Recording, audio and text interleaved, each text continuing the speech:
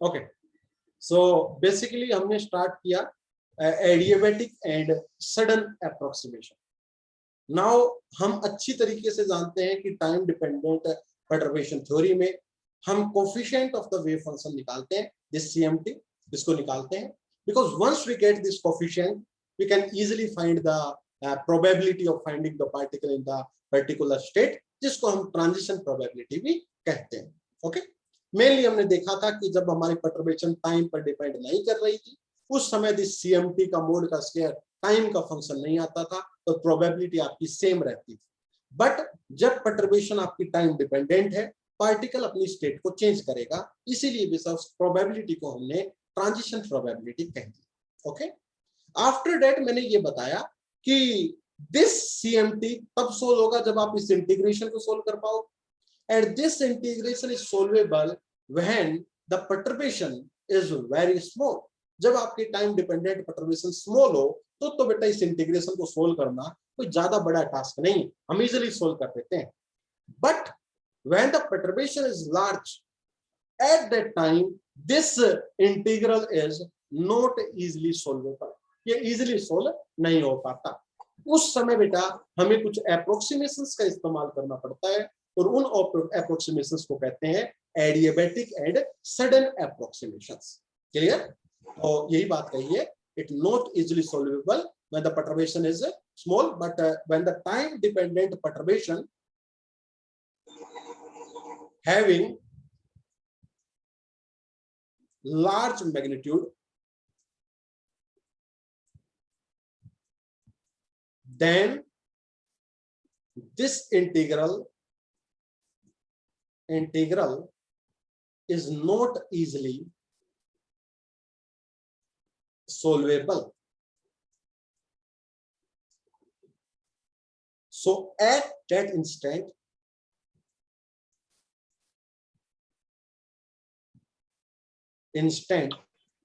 we use approximation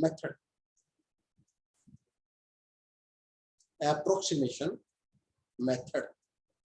इस समय हम approximation methods का इस्तेमाल करते हैं, and we have two approximation method. One is the adiabatic approximation method and second is the sudden approximation method. बताओ बेटा, पहली बात तो ये आपको समझ में आई या नहीं आई? हाँ जी मेरे बेटा बताओ प्लीज, क्या आपने यहाँ तक की चीजें समझ ली बेटा? हाँ जी yes sir.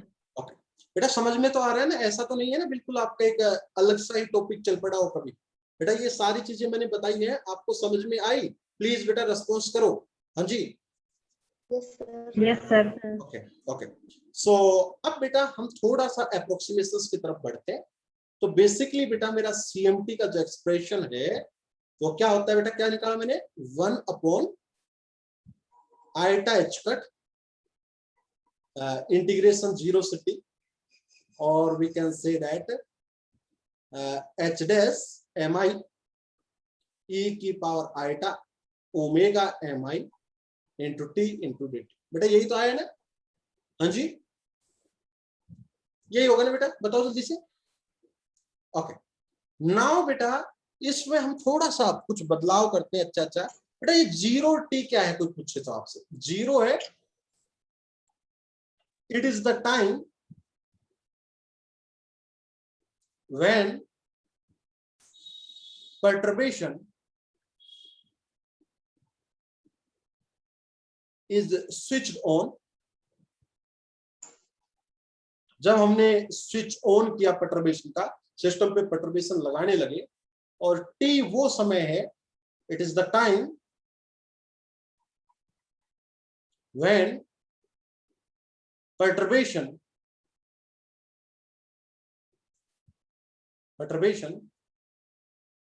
is switched off।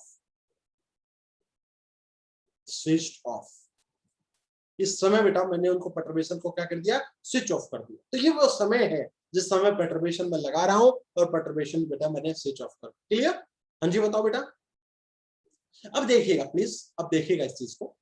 बेटा आप एक बात बताओ, मैं इसको थोड़ा सा अच्छे से मॉडिफाई करता हूँ, इस इक्वेशन को खूबसूरत मोड में लेकर आता हूँ। h डैश mi क्या है बेटा? हाँ जी बताओ बेटा एच डैश एम आई क्या है? It is we can say that integral, हाँ जी बेटा, phi M star H dash phi I data. क्या बेटा इसका मैंने एक फॉर्म और भी लिखनी बताई थी ना आपको, याद हो? ब्रैकेट की फॉर्म में एम एच डैश आई। बताओ बेटा ये फॉर्म भी मैंने लिखवाई थी ना? हाँ जी, Yes, sir. ओके ठीक है। नाउ बेटा एक छोटा सा कॉन्सेप्ट यूज करेंगे। आप मेरे को एक बात बताओ, e की पावर आयोटा ओमेगा आई इंटू टी का अगर मैं t के रेस्पेक्ट में डेरिवेटिव करूं तो कितनी वैल्यू आए बताओगे बेटा? हाँ जी, e की पावर आयोटा ओमेगा एम आई इंटू टी इंटू बेटा साथ में भी शायद आयोटा ओमेगा एम आई आ जाएगा ना? हाँ जी, बताओ please. This implies Yes, sir. e के पावर आयोटा ओमेगा एम आई इंटू टी को मैं पुट कर सकता हूं 1 iota omega M I into D by D T E की पावर आयोटा ओमेगा एम आई इंटू टी। मैं ये चीज बेटा क्या कर सकता हूं? पुट कर सकता हूं। बताओ कर सकते हो नहीं कर सकते? हाँ जी, जस्ट मैंने इस चीज को किधर लेके गया हूं बेटा? इसके नीचे लेके गया हूं, मतलब इस चीज को मैं ये चीज पुट कर सकता हूं। तो यहां से बेटा मेरा सीएमटी का जो एक्सप्रेशन है वो क्या आया? CMT is 1 iota h cut 0 से t h dash M i 1 iota omega M i d by D T of e की पावर आयोटा ओमेगा एम आई इंटू टी इंटू मेरे बेटा डी टी। देखिएगा ये टर्म आई नहीं आई, थोड़ा सा और अच्छे से सोल्व करूं तो बेटा इस आयोटा ओमेगा एम आई को बाहर लेके आ सकता हूं और आयोटा स्क्वायर और आयोटा स्क्वायर मेरे ख्याल से माइनस बन जाएगा। तो माइनस बेटा प्लीज म्यूट कर लो, h cut omega M i 0 से t h dash M i d by D T E की पावर आयोटा ओमेगा एम आई into T into basically d t. ये आपका बेटा सीएमटी का एक्सप्रेशन आ गया। अब मैं अप्रोक्सीमेशंस लगाना प्रारंभ करूंगा, आप पहले यहां तक पहुंचिएगा बेटा। क्या आपका यहां तक का एक्सप्रेशन आ चुका है? हाँ जी, बताओ बेटा प्लीज। Yes, sir. ओके, थोड़ा सा और इसकी मैं अलग फॉर्म बनाऊंगा। यहां तक नोट कर लिया बेटा सभी ने? Yes, sir. Okay, so CMT आपका आ चुका है बेटा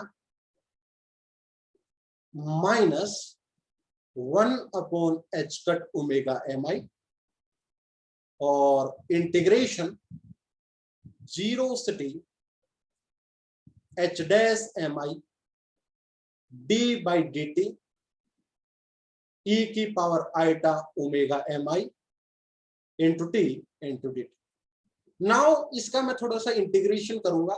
ये आपका फर्स्ट फंक्शन है, ये आपका एक प्रकार से सेकंड फंक्शन है। तो आपको शायद इंटीग्रेशन करना आता होगा u बाई वी फॉर्म से, तो मैं u बाई वी फॉर्म इसमें लगाऊंगा। तो this thing is -1 h cut omega M i और बेटा अगर इंटीग्रेशन में u बाई वी फंक्शन लगाओ तो आई थिंक आपको पता होगा first function as it is H dash M I as it is, है ना बेटा, और सेकंड का इंटीग्रेशन। तो इंटीग्रेशन अगर डी बाई डी टी का इंटीग्रेशन होगा तो बेटा इंटीग्रेशन और डेरिवेटिव कट जाएगा ना? हाँ जी, अरे ऐसा ही होता है क्या? तो क्या बच जाएगा? e की power iota omega M I into T and the limits are 0 से t माइनस बेटा आपको शायद ये इंटीग्रेशन का फार्मूला यूज आपको किया हो, u इंटू वी का हम करते हैं, u को एज इट इज v का इंटीग्रेशन माइनस इंटीग्रेशन u का डेरिवेटिव इंटू v का इंटीग्रेशन। कुछ ऐसा फार्मूला याद है बेटा आपको? हाँ जी, बताओ बेटा ये चीज याद है? Yes, sir. ओके, हाँ जी sir. माइनस इंटीग्रेशन 0 से t फर्स्ट फंक्शन का derivative that is the d by D T of H dash M I and second function का अगेन इंटीग्रेशन तो डी बाई डी टी का integration करोगे तो E की power iota omega M आई into T, है ना बेटा, शायद यही बनेगा ना। हाँ जी, इनटू मेरे बेटा शायद आपको डी टी आ जाएगा। प्लीज बेटा एक बार देखिएगा क्या ये चीज आएगी या नहीं आएगी बेटा। हाँ जी, प्लीज बेटा एक बार इस चीज को माइंड कीजिएगा, बताइएगा मुझे ये टर्म आपकी आई या नहीं आई। हाँ जी, yes sir. Yes sir. Okay, so अब हम थोड़ा सा बेटा इस पे काम और करते हैं। अगर इस पहली टर्म को देखा जाए, इस टर्म को देखा जाए तो इस टर्म की वैल्यू क्या होगी, मैं आपको ये पूछना चाहता हूं। ये टर्म ए है और ये मेरी टर्म बी है। थोड़ा सा बस 10 मिनट का काम है इस पे, ए और बी का काम करते हैं बेटा। एक अगर हम देखें, देखो बेटा एच डैश एम आई की वैल्यू आपको पता है क्या, एच डैश एम आई की वैल्यू मैंने अभी बताया, एम एच डैश, हाँ बेटा आई, यही तो बताई थी मैंने, ई की पावर आइटा ओमेगा एम आई इंटू टी, 0 से टी।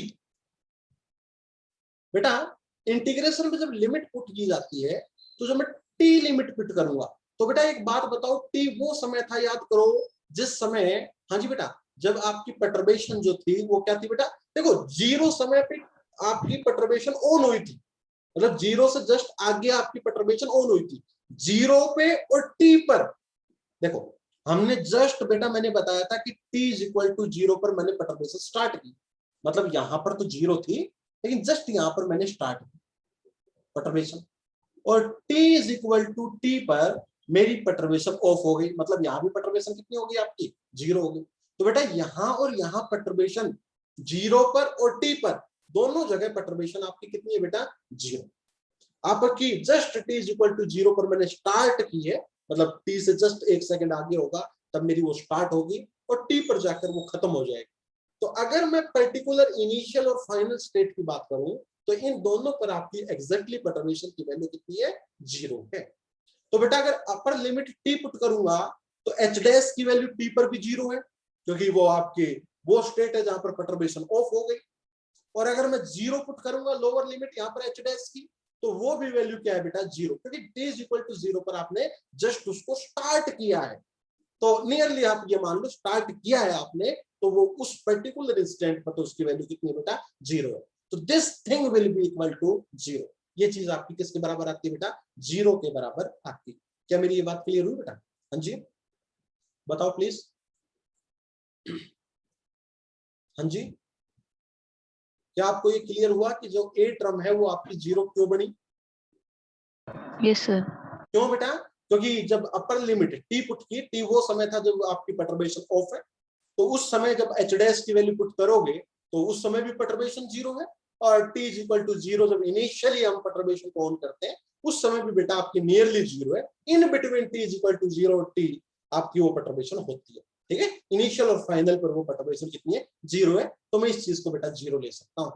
तो आपका बेटा फाइनली सीएमटी का जो एक्सप्रेशन है वो हमारा आया माइनस, और एक बेटा अंदर वाला माइनस शायद प्लस हो जाएगा, तो 1 upon H cut omega M i integration 0 से t d by D t. बेटा what is the value of this h dash M i, बताना बेटा, मैंने अभी बताई थी m H dash i, this is the bra, this is the ket, e की power iota omega M I T into D t. This is the beautiful expression of the coefficient of the wave function. Now we want to apply some approximations here. बेटा सबसे पहले please आप ये बताइएगा कि आपका यहां तक का कॉन्सेप्ट क्लियर हुआ मेरे बेटा? हाँ जी बताओ, बताओ बेटा, बताओ please. Yes sir. Okay. So now the CMT is कितना है बेटा नीचे, 1 upon H cut omega M I and then the integration 0 से t d by dt of M H dash I, ठीक है, this is the H dash M I actual में, E की power iota omega M I T into D T. Mainly we have two terms. Again we have two terms, that is the A and that is the B. अब हम यहाँ पर approximations लगाना चाहते हैं. मैंने दो एप्रोक्सीमेशन पढ़ी बेटा, एक तो सडन एप्रोक्सीमेशन और एक एडियाबेटिक एप्रोक्सीमेशन. तो सबसे पहले मैं बात करता हूं sudden approximation. Sudden approximation, sudden approximation. बेटा सडन एप्रोक्सीमेशन का मतलब क्या होता है? सडन का मतलब बता सकते हो आप क्या होता है सडन? हाँ जी बेटा, सडन मतलब क्विक, अचानक, अचानक, है ना. क्विक, आपका जो प्रोसेस है ये आपका क्विक है, मतलब जो पर्टर्बेशन आप अप्लाई कर रहे हो वो बहुत क्विक है. आप जब एडियाबेटिक का पढ़ोगे तो adiabatic means the process is slow, ठीक है बेटा. तो sudden approximation means we apply, या आप इस तरीके से लिखो, in this approximation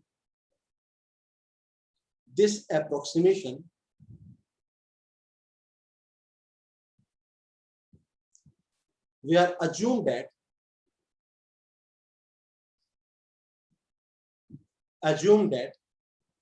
the perturbation applied to the system is very quick,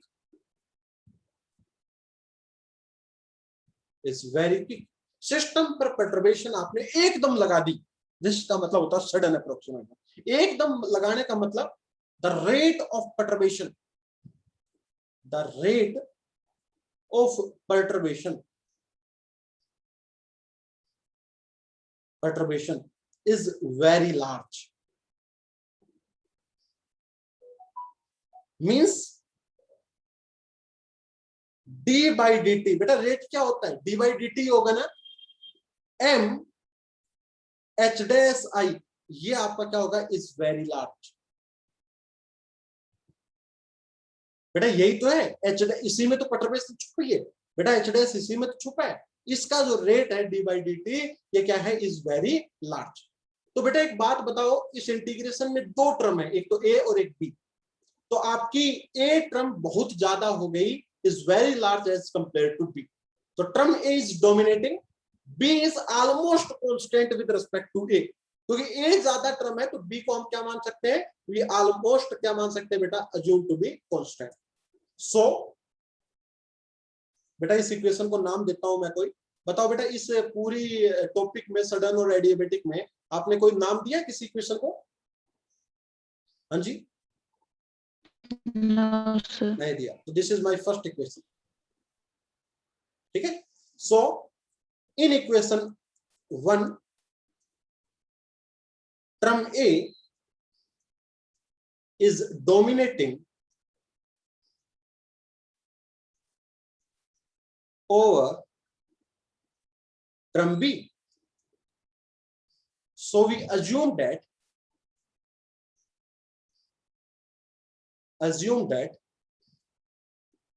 term B is almost constant.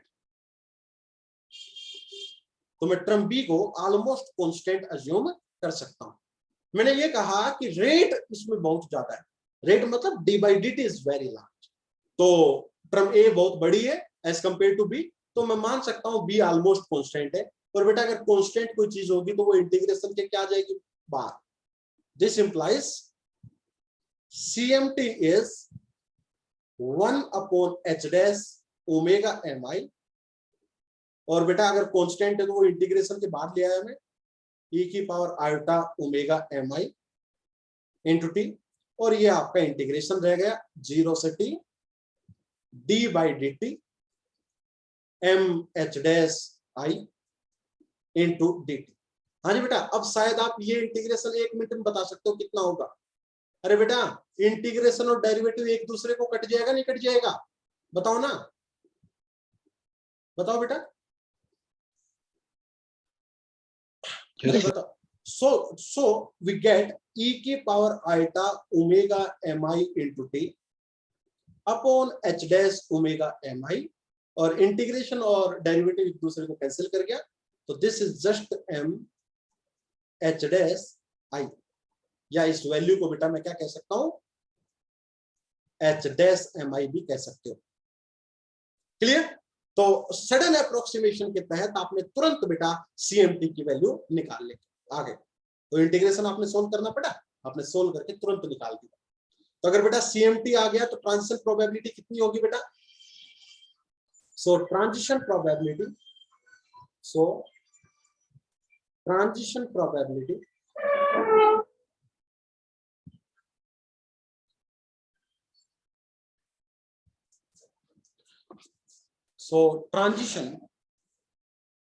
Probability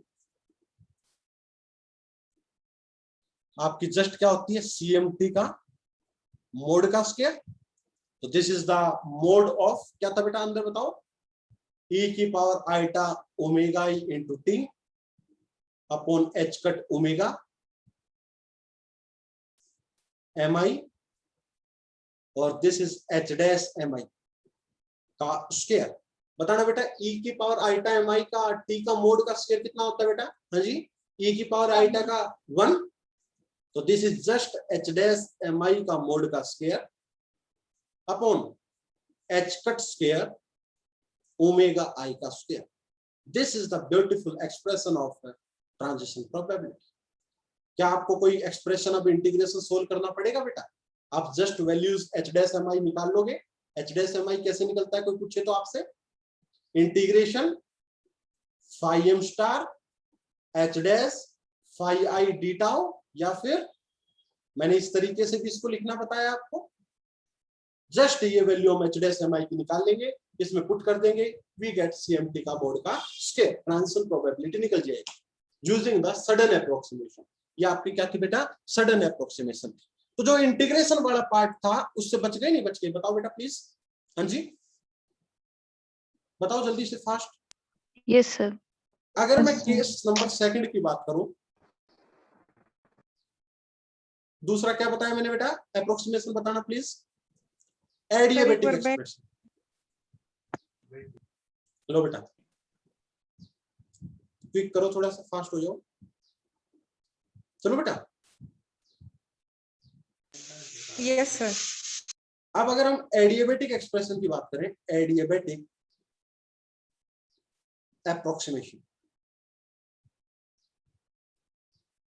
adiabatic का मतलब होता है बेटा स्लो, बहुत धीमा, means the rate of perturbation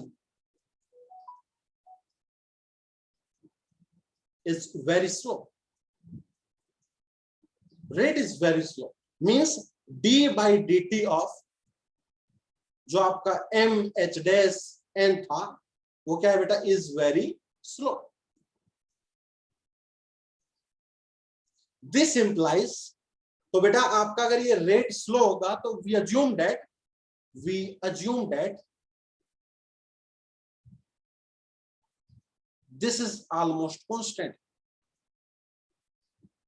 मैं इसको बेटा almost क्या मान सकता हूं? कांस्टेंट मान सकता हूं। अगर आपका स्लो रेट है, मतलब रेट जो चेंज होने का रेट स्लो है, तो मैं इसको ऑलमोस्ट क्या मान सकता हूं बेटा? कांस्टेंट मान सकता हूं। तो मेरा जो CMT का एक्सप्रेशन आया था, जो 1 upon h cut omega mi और इंटीग्रेशन 0 से t d by dt m h dash n e की power iota omega mi into T into dt है, इसमें ये जो है ऑलमोस्ट क्या है बेटा? आपका constant. Term a is almost constant, तो मैं इसको क्या कर सकता हूं बताओ जल्दी से? इंटीग्रेशन के बाहर ले सकते हो। So I take this term, whole term outside from the integration, और जस्ट हमें बेटा 0 से t अंदर क्या बच गया? e की power iota omega i into T into dt। Now बेटा इसका इंटीग्रेशन शायद आप 1 मिनट के अंदर बता सकते हो। h cut omega i d by D T M H dash n. हाँ जी, क्या होगा बेटा इसका इंटीग्रेशन? ई की पावर ओमेगा, हाँ I am H dash I. Okay I, कोई दिक्कत नहीं, कोई दिक्कत नहीं, दिस इज जस्ट बिल्कुल आई आएगा, ठीक है। तो आई अपॉन बेटा आईटा ओमेगा एम आई, और द लिमिट्स आर 0 से t, है ना बेटा? कुछ ऐसा ही होगा, बताओ प्लीज। हाँ जी, यस सर। सो अगर बेटा मैं 1 मिनट के लिए इस आयटा को भी बाहर ले जाऊं, या नहीं भी ले जाते तो कोई दिक्कत नहीं, मैं थोड़ा एक बार लिमिट पुट करता हूं बेटा। तो this CMT is 1 upon h cut omega M i, अंदर क्या बच गया?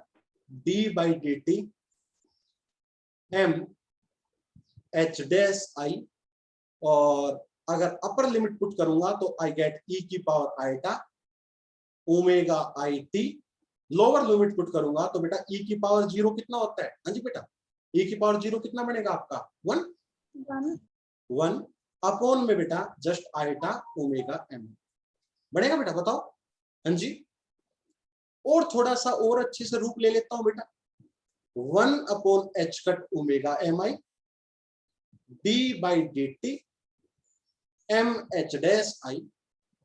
बेटा अगर इस पूरे एक्सप्रेशन में मैं e की power iota omega i by t by 2 को कॉमन ले लूं तो क्या ये बनेगा?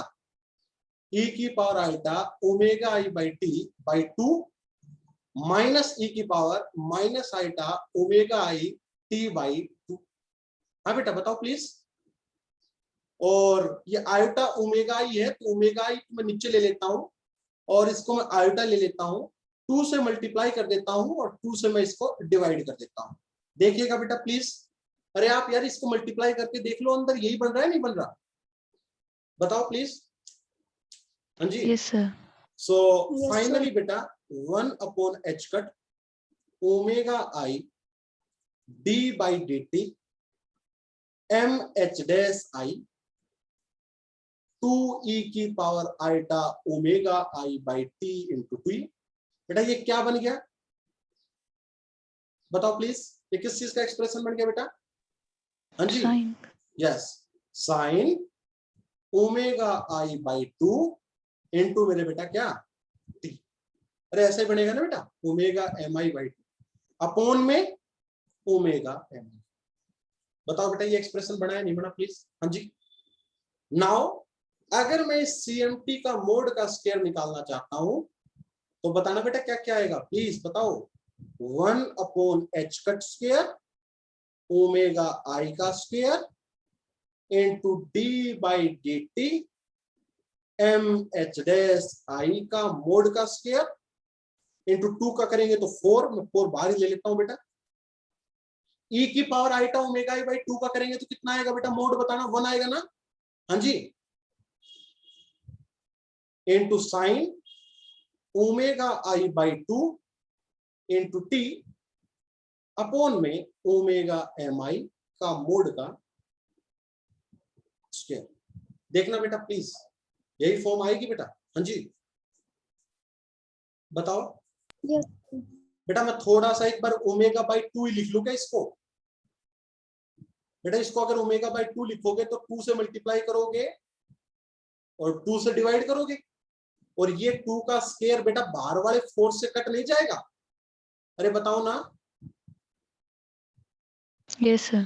तो इसको मैं इस तरीके से हटा सकता हूं। तो we get this expression of CMT का मोड का स्क्वायर। ये एक्सप्रेशन मेरा बन गया। तो इसमें भी बेटा आपने कोई भी इंटीग्रेशन सोल्व नहीं करना, we just put the value of this thing और we get the beautiful answer, और हमें आंसर मिल जाएगा। तो this is basically the adiabatic and sudden approximation. तो कई बार आपके 4 नंबर में पूछ लेता है कि एडियाबैटिक अप्रोक्सीमेशन क्या है और सडन अप्रोक्सीमेशन क्या है, वो कर सकते हो। 8 नंबर में भी एक बार क्वेश्चन आया एडियाबैटिक और सडन अप्रोक्सीमेशन का, तो वो भी बेटा आप कर सकते हो।